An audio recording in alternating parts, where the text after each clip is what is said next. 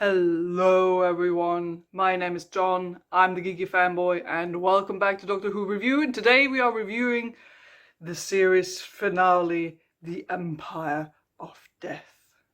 So, with this review, the spoiler warning is basically in effect from the very beginning, because it's the Series 14/Season 1 finale. So we're gonna go all in with spoilers. Here is your warning in case you haven't seen the episode yet. You can turn off the video and can still come back later and watch it. This is going to be similar to my last review, gonna be a bit more rambling. I'm just gonna go through the episode as the events unfold, and I'm just gonna give you some of my thoughts on them, maybe also on the series as a whole, though I might do a follow-up video on that where I maybe rank all of the episodes of this series, so that might happen at a later point in time. So, Empire of Death starts off with Sutekh basically killing everyone across the universe, and oh boy, that was quite a big thing. So, we get like this sand, the sand of death. The Doctor escapes with Mel on her little scooter, which was quite cute. But yeah, everyone gets killed in this. Like the first one we see dies, like Cade. I was like, no, they're not killing Cade off, are they? But then we sort of see that literally everyone gets killed, also like including Ruby's mom and Ruby's granny and Miss Flood and all those other people. So you're like, oh, okay, so they're probably gonna come back at a later point. Towards the end of the episode, though I did kind of I could have seen it, realized that maybe they do kill off Cade for good in this. Like I sort of had the vibe of, well, maybe they do actually do that, but they didn't, luckily, because I like Cade. Cade's cool. So everyone basically dies. Doctor and Mel manage to grab Ruby, who is still in stuck at unit, trying to like figure out the hologram of her mom, and they manage to hide in a separate TARDIS, which apparently has been a thing before. It's like the memory TARDIS, and I think it's been a half canonized thing because there's like this separate series or something called, I think, Tales of the TARDIS or something like that, which I honestly hadn't known that existed. But apparently that's not an only case, because apparently that's like a big thing for people who do not live in the UK, because it's mostly just available in the UK. And I live in Germany, so yeah, I hadn't really been aware of that was a thing. So apparently that's where this whole memory TARDIS comes from, which is really adorable. It's like nice and crammed, and they're trying to like keep it together by like tying it up with string, taping things up and all that. That was quite a fun like little action scene for the Doctor and his two companions there. I love that Mel gets to be there too for a large part of the episode. Well, I do like Ruby, and I like her chemistry with the Doctor. It was also fun to see like a classic companion also like still stick around for a while, also because I think the actress who plays Mel has good chemistry with Ncuti Gatwa's Doctor. So I was glad to see Mel there as well, and we get this lovely little nostalgia moment where she like looks at the coat of the Sixth Doctor, like sort of looks at it and it's drowned in nostalgia for a moment, and it has fields, and that was really sweet. I like that. So that's sort of where they are hanging out now, and then we really get to feel this impact of what Sutekh has basically done to the universe. So essentially, this woman that we've been seeing in every single episode is a creation of Sutekh, who's been left at every planet where the Doctor has landed, and is there to bring Sutekh's gift of death essentially to that planet. So every planet the Doctor has ever landed on has died, has been destroyed by Sutekh, and that's quite a big thing, and the emotional impact of that is so well delivered by Ncuti Gatwa's performance in that moment where we see the Doctor standing like in the doorway of the TARDIS, which, by the way, beautiful visual. I love that when we just see the TARDIS in space, and then we open up doors and the Doctor just sits there and looks out and sees all those planets that have been destroyed because of him, sort of, or that's what he feels like, and then he just unleashes this scream of sadness and anger and guilt, and that hit me deep in my soul. That was really, really good acting. Like, that really got me. I was like, oh, I'm feeling things, man. I'm feeling things. You made me feel things. That was excellent. Just once again shows that Ncuti Gatwa is such a good actor, and he is just brilliant in this role, honestly. So a bit of time goes by, you know, death is brought up on the universe, and Mel, Ruby, and the Doctor travel. We get this, honestly, I think, beautiful short scene between this random woman on a random planet and her encounter with the Doctor. And she talks about it, she can't really remember things anymore. The death is ravaging like every planet, that's killing through memory as well, that she's even forgotten the death of her own daughter, and we just see like this haunting image of, we don't see the dead baby, but we just see like this quiet baby basket, essentially. And we're seeing the Doctor like really feeling that heavy guilt and sadness of all that stuff that has happened. And honestly, I thought that was a really good scene. It really showed like the impact of what Sutek has wrought up on the universe, and like really tugged at your heartstrings and showed how desperate the situation is. So that was a really nice scene, I thought. And all of this is basically possible because, as Sutek explains, all this is possible because he's essentially been clinging on to the TARDIS ever since the original Pyramids of Mars episode, where the Fourth Doctor defeated Sutek for the first time, and sent him to like essentially to die into the time vortex. And apparently Sutek got out of that and like clung to the TARDIS ever since that episode. And I already saw some funny memes online, but honestly, it is kind of ridiculous, because now you're thinking, because now of course you're thinking about all those different moments where shit happened with the TARDIS or to the TARDIS or something, and you just imagine, oh, and there's like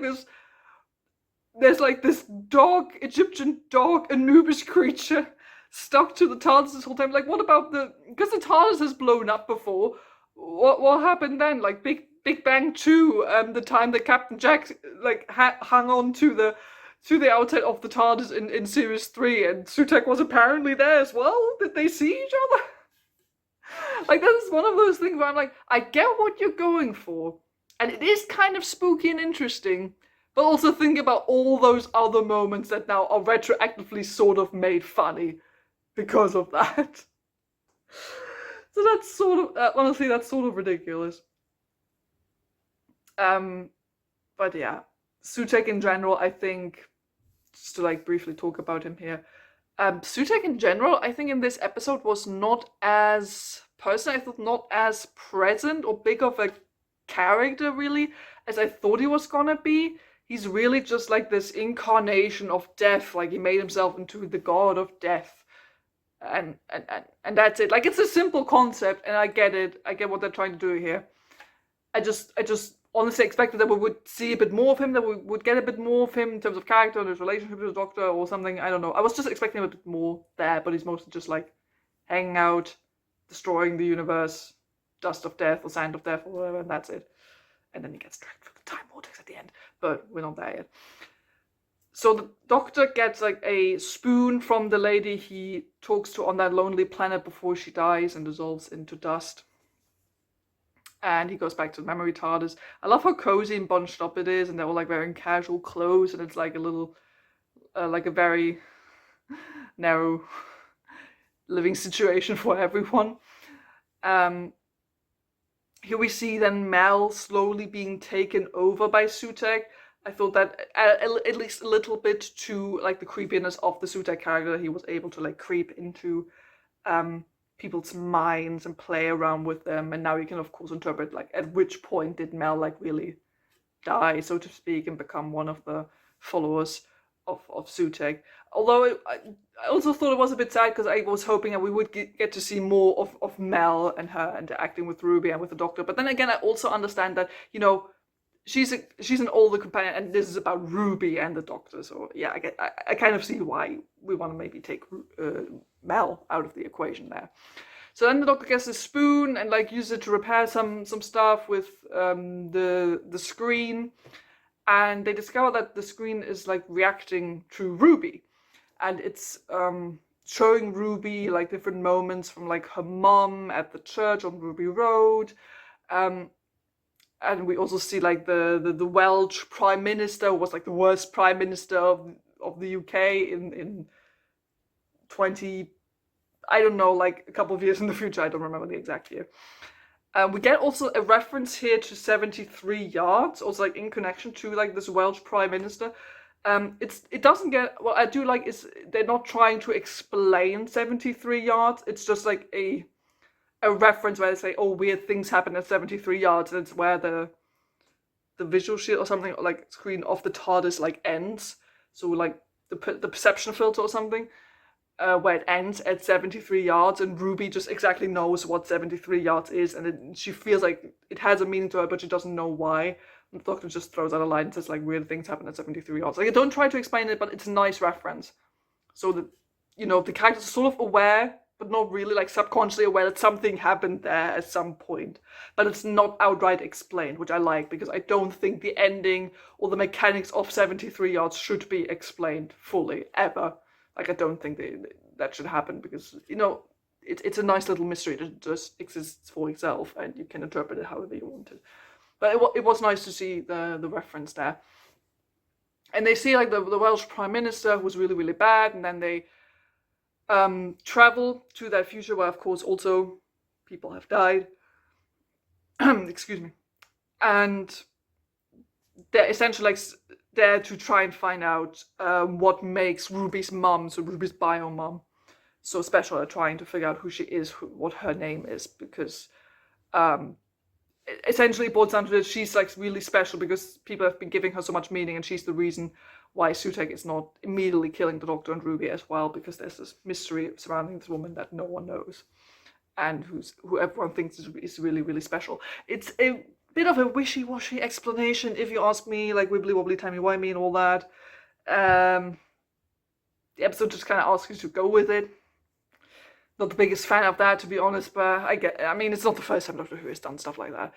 So they travel to the future, trying to find out who Ruby's mom is. This is where they discover, as we later realize, that Mel has already died and become a follower of Sutek. And Ruby essentially like focuses on that screen, trying to like remember really, really hard what happened, in order to get like her mom's name. But then, of course, like Mel gets possessed, or is possessed already by Sutek, and eventually the Doctor and Ruby confront Sutek, or are confronted with him. Of course, this is, as we later find out, a setup, which I thought was neatly done, because of course the Doctor would realize when one of his best friends, that Mel, is already gone and possessed by some evil creature. Of course he would realize that. I think that was a neat little trick there. So then Ruby does basically like a bait and switch. She like, in order for Sutek not to kill the Doctor, she's like, yeah, no, I will give you the name, please don't kill him, and like intends to give him the screen with the name on it, but then like smashes it right in front of his face. Which honestly got me for a second. I was like, what? Like for a second that got me, and then they attach a leash to the evil doggo, and managed to attach him to the original TARDIS. So basically with like a super sci-fi bungee jumping rope and super intelligent gloves, they managed to like reel him in and pull him close to the TARDIS, like hooked him, and then they fly into the time vortex and basically drag him through there. I did like this imagery of like, you know, Sutek, like as he flies through the time vortex, he like tears it apart to time and space and changes essentially what has happened. And I like this little idea with this equation of, you know, two negatives make a positive. So in this case, death plus death equaled life. And I like this parallel here that essentially Sutekh is, the bringer of death, the god of death, and the doctor stands more like as the god of life, or like the incarnation of life.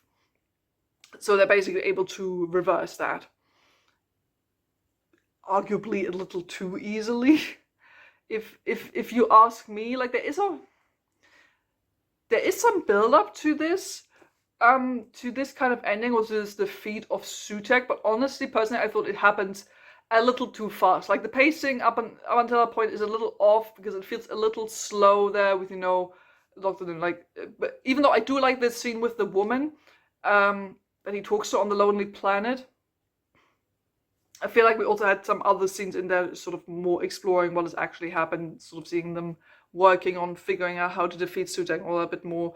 Like the pacing felt a little off, and then they defeat Sutekh relatively easily, I thought. I mean, that is due to the fact that they sort of like need those last 10-15 minutes to do like the whole Ruby and Mum stuff.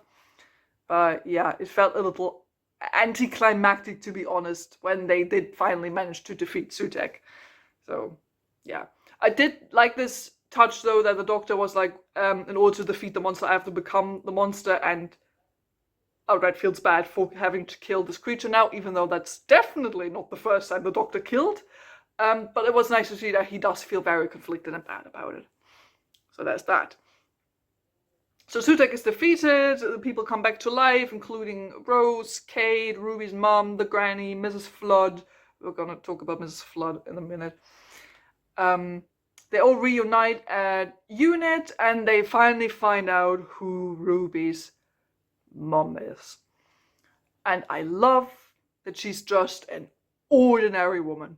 Honestly, I do love that, because there were some theories out there that, maybe Ruby is her own mom, or, shit like that. But I love that she's just like a really ordinary woman who became pregnant at a very unfortunate time, like teenage pregnancy, and had to give a daughter away, which was obviously the reasonable thing to do in that case.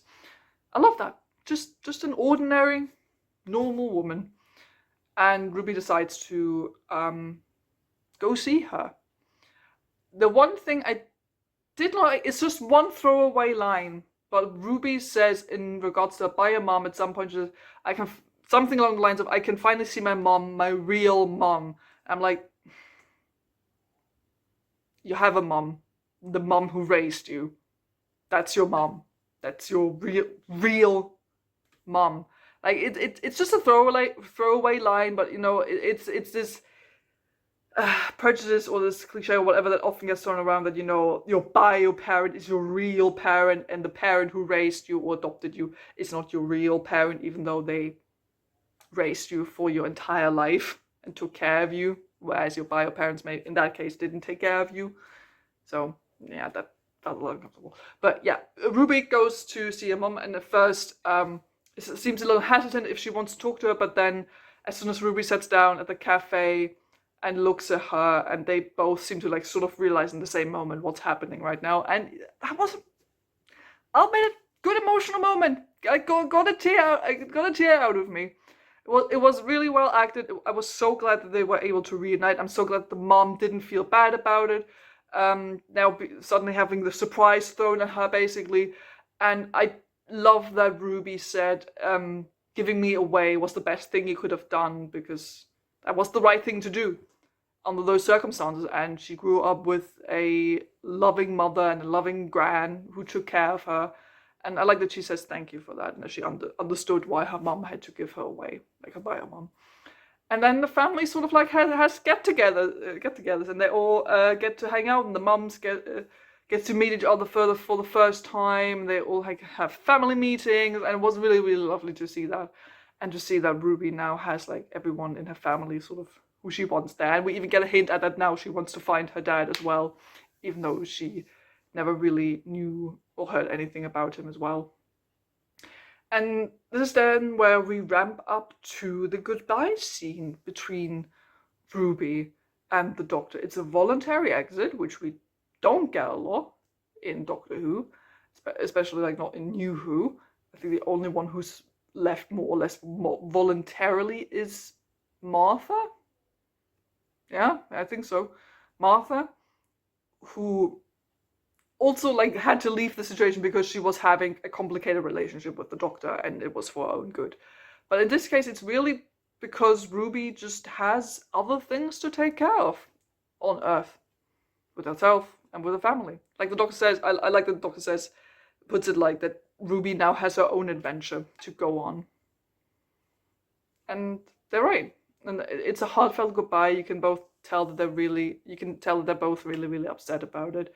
But I like this little emotional mini arc that Ruby goes through here, that she at first is like, yeah, I can still go travel with you, and then she like realizes, yeah, but yeah, no, I have my moms at home and I want to get to know them and hang out with them, so I can't really travel with you right now. And then it's like, yeah, no, that's a new adventure for her to go on. But also, to me, it had this implication when she like turns around one last time and says, I love you to the doctor, which I loved, because there should be more platonic I love yous out there in the world. It had this implication of, if you say the word right now, I will still come with you. But it didn't happen. The doctor turned away and Ruby left. And I like that you could tell that the doctor was really shaken up about it. I know some people argue that maybe Ncuti doctor is too emotional. He cries a lot. I mean, yeah, he, on average, he cries more than the other doctors we've seen. But honestly, I kind of like that. It shows the doctor can be vulnerable too, and he's now in touch with his emotions, that he had a bit of therapy, you know, while he was 14. That he's just in touch with his emotions and willing and open to cry, especially as a male presenting doctor, which I think is nice. Did he cry one or too many times? Maybe, but is it really that bad of a thing? I don't know. But yeah, I like that you could feel that the doctor was shaken up about it, and maybe a bit, I don't know, like broken-hearted, or like however you want to put that. But of course there was like this door left open that, you know, Ruby is now going sort of on her own family adventure, but will probably come back at one point, which I'm pretty sure is what's gonna happen. Is gonna happen, right? Because the actress is still staying around, like, right? Yeah, I think so. And we see Ruby going back with her family. Doctor being emotional, but I think maybe similar to us, knowing that, hey, this is not the end. We're gonna see Ruby again, probably. There's still adventures out there. Adventures he can go on by himself, and adventures he can still go on with Ruby. And that's how the Empire of Death ends. Actually, not quite how it ends, because then we get one last throw-in of Mrs. Flood there, right at the end. Once again, addressing the camera, breaking the fourth wall, being all meta and stuff. And Mrs. Flood... what the hell even was that? Who is she? What are we doing? Like, I know RTD loves his mystery boxes, but, oh god, I don't know, I'm personally not a big fan of it. If it's something like he very clearly set up a long time ago, but then it doesn't get resolved within the same series, and it's like a slow burn, and personally, I'm not sure if I like that, because I really just wanted to know who the hell she is, and I'm not going to be surprised anyway, because I don't think you can't really be surprised by her, because we have literally no idea who she could be. Like, sure, you could have some theories, but there's nothing to support them. Like, we have literally no idea, and then when it's going to be explained at some point in the future, they're going to be like, oh, okay. Okay, that's that, I guess. I still don't know why she's here. Basically just ignoring her, to be honest.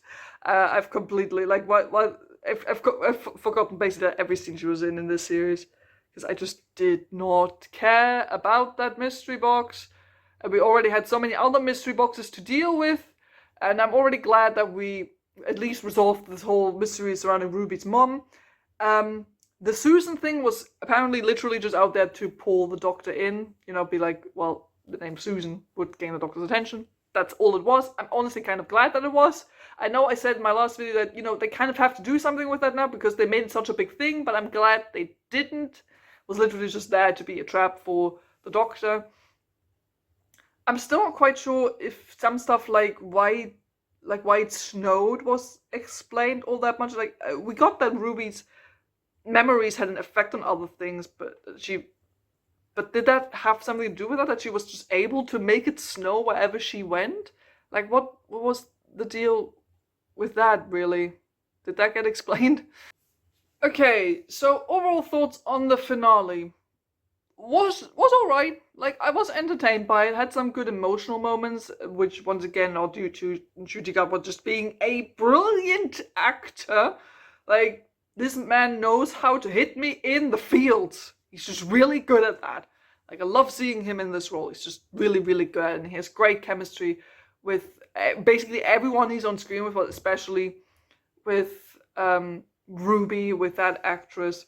I just love seeing them on screen together. I love following this Doctor. He's got great energy with everyone. He can be really enthusiastic, but can also be really, really sad and dark and lonely.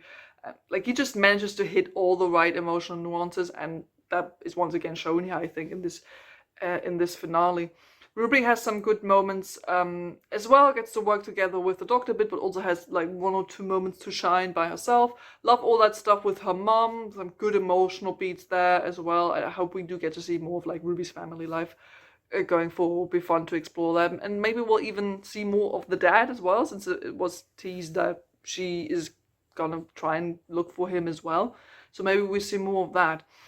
In regards to the story, it's alright. I have fun with it. Not the best, definitely not the best series finale out there, but it did certainly feel big. It had a giant impact, like in terms of people just dying. Is this the most people that have died? Like the highest death count number? Not sure. But yeah, you could feel the impact of Sutek, even though I personally would have liked to see more of Sutek himself, just like as a character, because he really was just like a simple, mostly one-note villain. Like we got what he was about, and that's sort of it. And then he's defeated surprisingly easily. Again, I will say that the defeat felt anticlimactic to me. Honestly, when we got to that bit, I was like, we're already defeating him. Oh, okay. Like, I don't know. The pacing in this episode wasn't the best. There are like some tiny like little messy things here and there occasionally, but mostly the episode is made up of good moments, I think. And I think it's a solid ending for this first series starring this new Doctor.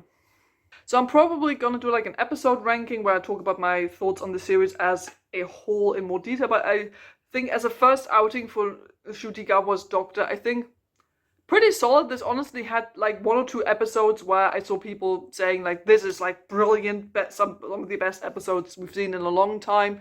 There were 1 or 2 episodes in there that were like, nah, yeah, I'm like middling. But honestly, I don't think there were any episodes in this series that were like straight up bad or anything.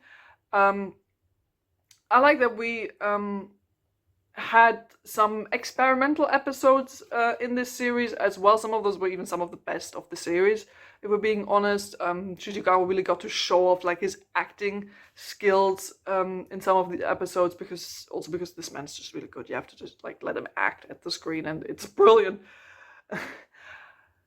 However, the overall problem is that 8 episodes is not enough. We need the 12 or 13 episode series again. Doctor Who is just made for that. 8 episodes, it's not enough. We're already at the finale so early. Like, it does feel too early. We're missing some crucial moments, just like with the Doctor and Ruby hanging out, doing casual sci-fi adventures together, just having classic shenanigans filled episodes. Honestly, arguably, the like normal classic shenanigans episodes, we only had arguably 2 of those in this series, like the first one, Space Babies and Rogue. I would argue, you could maybe argue the Devil's Call, but even that one feels special because it has such a special villain and special theme. So we only really have like 2 episodes of just like fun shenanigans, that, you know, the casual fun kind of episodes that I've been missing in this series. I just hope we can go back to having 12 or 13 episodes per series. If it means I have to wait longer for new episodes of Doctor Who, I don't mind. Like, I'll gladly wait 2 years for a new series and rather get like a series with 13 episodes than have a new series every year with only 8 episodes. Like, I'll gladly wait for that. Like, take my time and money, whoever's responsible for the episode count. Go and make 13 episodes instead of 8, please. We really do need that.